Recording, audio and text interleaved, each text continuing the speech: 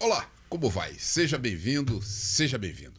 Hoje a história da foto traz uma imagem interessante, uma imagem sobre o governo provisório do Partido Comunista no Rio Grande do Norte. Resultado da revolução que se tentava em 1935, essa foto traz 3 personagens que exerciam o poder, a gestão deste governo provisório. E para conversar sobre essa foto, a gente tem hoje aqui o jornalista Luiz Carlos Azedo, que se pode dizer um dos mais festejados colunistas políticos na atualidade. Ele escreve uma coluna, assina uma coluna no Correio Brasiliense e no jornal Estado de Minas. Luiz Carlos, como vai? Tudo bem? Tudo bem, tudo bem.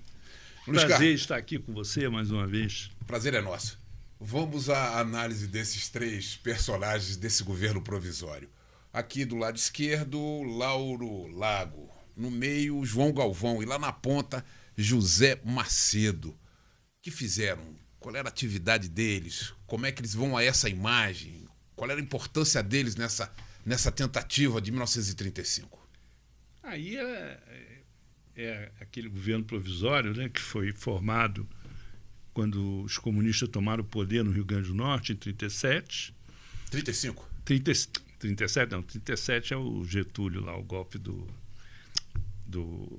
Estado Novo. Em 35, a intentona comunista de 35, e eles tomaram o poder. Foi uma quartelada aquilo ali, pegou todo mundo de surpresa. Durou 4 dias esse governo provisório, do ponto de vista vamos dizer assim, do exercício do poder, que foi efêmero, né? Mas do ponto de vista da política, do trauma político que isso causou, perdura até hoje, né? Porque isso levou, na época, a uma radicalização política que já havia mais ou menos se instalado, mas que não tinha adquirido essa forma de luta armada, né? Porque, se você deve se recordar, depois da Revolução de 30, o Prestes não apoiou a Revolução de 30, né? O Getúlio assume o poder, ele fica na oposição, os paulistas também ficam na oposição, e aí se constitui um movimento aliancista, né? A Aliança Libertadora Nacional, né? A Aliança Nacional Libertadora, que o Prestes era um grande protagonista. Essa aliança ganhou adesão de massas, ela ganhou expressão eleitoral. Era uma frente política de oposição ao Getúlio, com participação de liberais, socialistas, comunistas. A aliança é fechada e o Prestes, então, passa a defender a insurreição armada. E vem um grupo, depois nós vamos poder falar mais sobre isso, vem um grupo de quadros da Internacional Comunista para o Brasil também. Vieram da União Soviética. Vieram da União Soviética. E o Prestes, então, vem clandestinamente para o Brasil para liderar uma insurreição. Eles faziam uma avaliação de que o Brasil estava entrando numa onda revolucionária. E o Prestes tinha o carisma, né, da coluna, da marcha da coluna, invicta, né, porque ele nunca foi derrotado, mas também porque ele evitava os combates, né, e era uma liderança carismática. Tinha um grupo de militares que o seguiam e faziam uma avaliação baluartista da situação, né, que correspondia à visão que a Internacional Comunista tinha naquela época. Também eles tentaram tomar o poder na China também, né? E levante de Cantão, Xangai. E aí eles estão preparando essa insurreição e ocorre esse episódio lá de Natal, que foi provocado por uma insatisfação dos soldados do batalhão de caçadores de lá. Né? Não era para ser. Foi uma precipitação. Eles estavam se organizando, quer dizer, de fato existia um núcleo comunista e uma adesão à aliança no Rio Grande do Norte. Como existia em Maceió, no Rio de Janeiro, em vários Recife lugares, também. em Recife, vários lugares. E aí há uma insatisfação, o comandante lá, o general que comandava a unidade lá, manda demitir os soldados que já estavam com prazo, cumprido o tempo de serviço, que eram os caras que estavam organizando a rebelião, aí eles resolvem se rebelar e tomar o poder. E isso precipita a decisão do Prestes, desastrosa, né, de acompanhar esse movimento. E aí você tem o que aconteceu no Rio de Janeiro, né, o levante no Rio de Janeiro, aqueles tiroteios na escola de aviação. De infantaria também, terceiro ali na Praia Vermelha. A Praia Vermelha. E no Recife também. Né? E no Recife. E o Jocondo Dias, que participou desse episódio... Jocondo Dias, Azedo, ele era militar aí no Rio Grande do Norte. Ele era cabo no Rio Grande do Norte, ele foi uma pessoa muito importante nesse movimento. E como ele também vem a ser importante na própria estrutura do Partido Comunista mais à frente. Ele vai chegar a ser sucessor do Prestes depois, né, do Partido Comunista. E o Jocondo, nessa época, ele salvou o governador. Porque os caras, quando tomaram o palácio, queriam matar o governador. Rafael Fernandes. E ele entrou na frente, foi baleado nesse episódio. Né? Depois ele teve que se esconder, ficou numa fazenda, aí o dono da fazenda achou que ele estava tendo um caso com a mulher dele, que ele negou a vida inteira, mandou o cara matar, o cara deu 9 facadas nele, numa luta corporal. Né? Era um sobrevivente. Era um sobrevivente. Mas o Jocondo fala que isso foi uma quartelada. E ele conta o seguinte, olha, o que aconteceu lá foi o seguinte... A gente, quando teve o confronto, que foi quando o Dinarte Marins que foi para lá, né, para acabar com a rebelião, eu disse, não, eles deram uns tiros para lá, a gente deu uns tiros para cá, correu um para cada lado e acabou. Agora, ele ironizava, né? Ele disse assim, não, correu um para cada lado. E aí acabou a revolução, entendeu? Em 3 dias, o que o Partido Comunista conseguiu fazer no Rio Grande do Norte? Alterou alguma coisa? Algum decreto? Nada. Eles tomaram. Não deu tempo para nada. Eles tomaram os Correios, tomaram a rádio, eles fizeram uma operação militar, né? De praxe, né?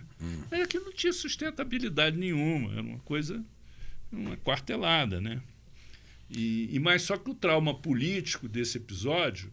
Sim, você fala que tem consequências até hoje. Nós estamos falando de 1935. Nós estamos em 2024, até hoje. Por exemplo, no caso do Rio de Janeiro, que se dizia que o Ajudo Barata havia mandado matar... Colegas dormindo. É mentira, isso nunca aconteceu. Inclusive, quando ele foi parlamentar, ele desafiou a provarem isso. Isso nunca se confirmou. Mas teve troca de tiro, teve gente que morreu. Isso gerou um trauma nas Forças Armadas, porque por qualquer exército, ele precisa de unidade, ele precisa de hierarquia e de disciplina.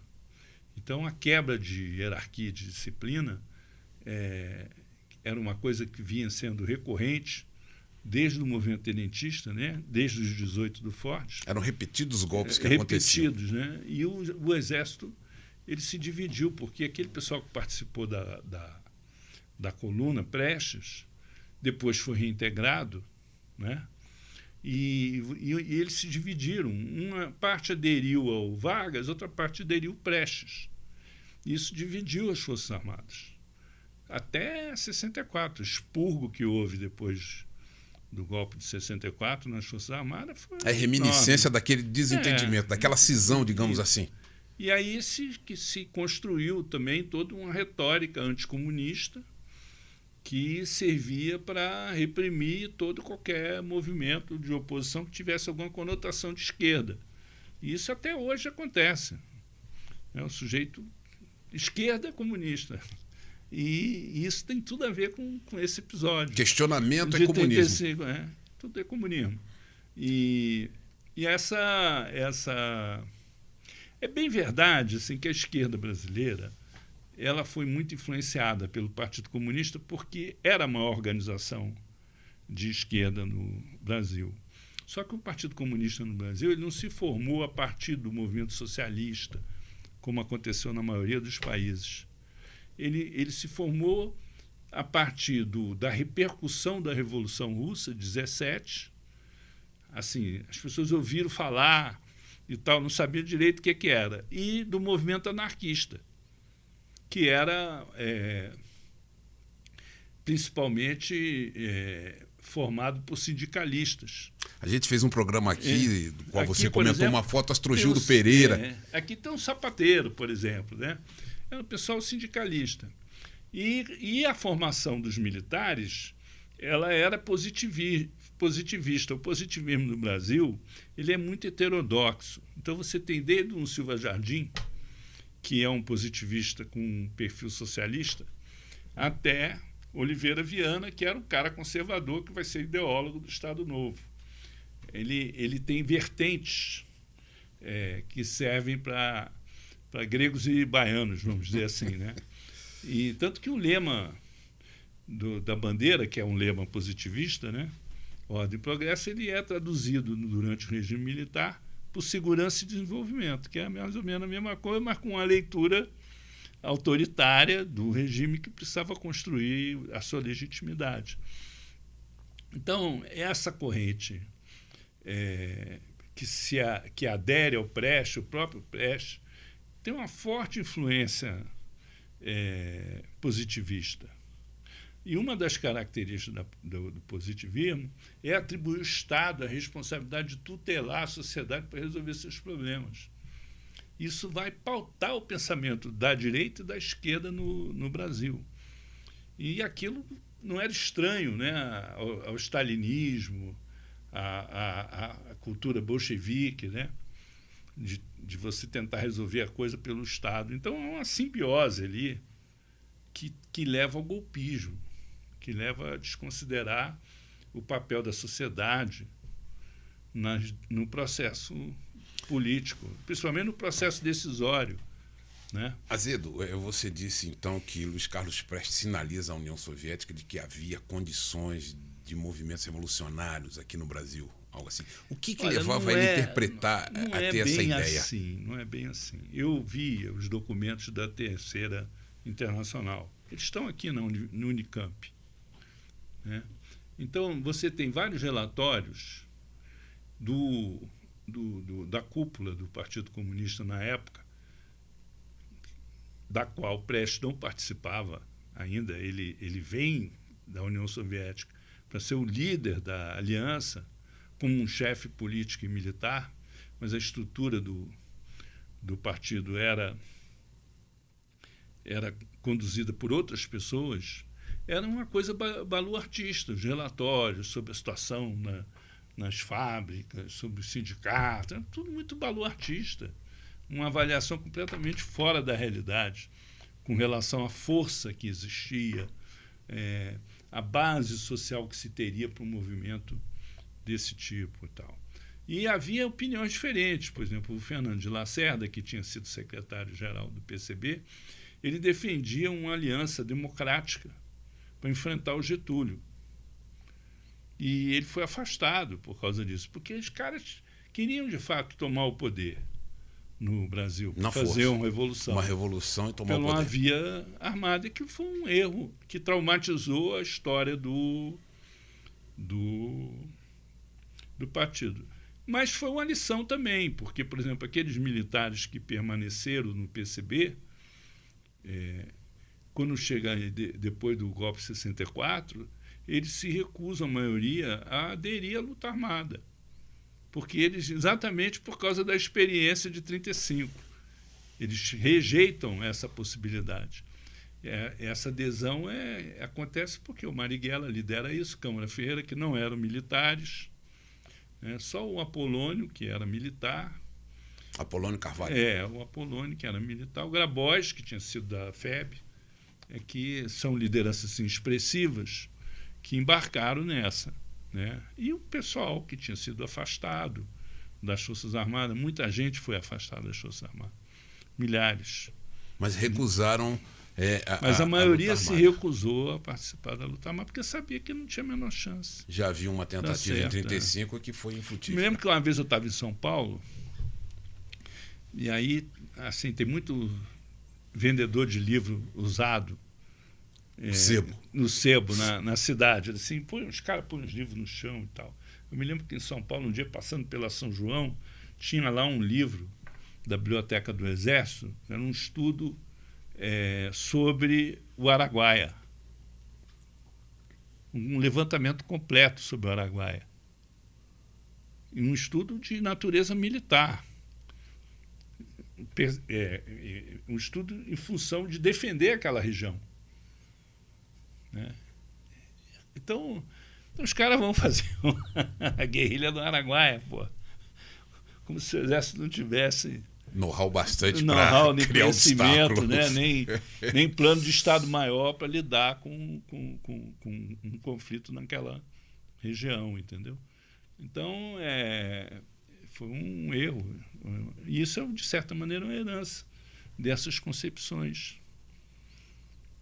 Azedo, a gente agradece a sua aula sobre tentativa de revolução de 1935, com essa foto, então, que Lauro Lago, João Galvão e Zé Macedo, funcionário dos Correios, né?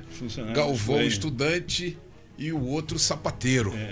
Quer dizer, era um operariado, digamos assim, tentando tomar o poder lá no Rio Grande do Norte. Com charme de intelectual, né? Um jornal de braços, cigarrinho na mão.